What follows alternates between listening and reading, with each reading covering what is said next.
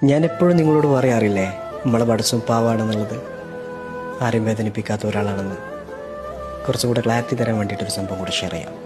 മഹാനായ മൂസാ നബി അലൈഹി സ്വലാത്തു വസ്സലാമിൻ്റെ സഹോദരൻ ഹാറൂൻ നബി ഭൂമിയോട് വിട പറയുന്ന സമയത്ത് ഖബറിനരികിൽ ഇരുന്നു കൊണ്ട് പ്രിയപ്പെട്ട സഹോദരനായ മൂസ പൊട്ടിക്കരയുന്നൊരു രംഗം പറയുന്നുണ്ട് ഇസ്ലാമിൽ.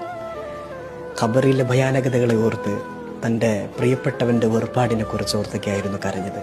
ആ സമയത്ത് നമ്മളെ പാവം പഠിച്ച മൂസാ നബിയോട് പറയുന്നുണ്ട്, യാ മൂസ ലൗ അദിൻതു ലി അഹ്ലിൽ ഖുബൂരി ലിയുഖ്ബിറൂക ബിലുത്ഫി ലഅഖ്ബറൂക.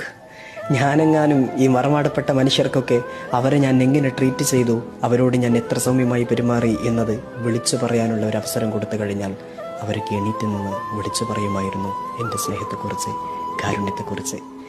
യാ മൂസ ലം അൻസഹും അലല്ലാഹിരിൽ അർള്. ഭൂമിക്ക് മുകളിൽ നടന്ന സമയത്ത് ധിക്കരിച്ചിട്ടും നന്ദികേട് കാണിച്ചിട്ടും മറക്കാത്ത ഞാൻ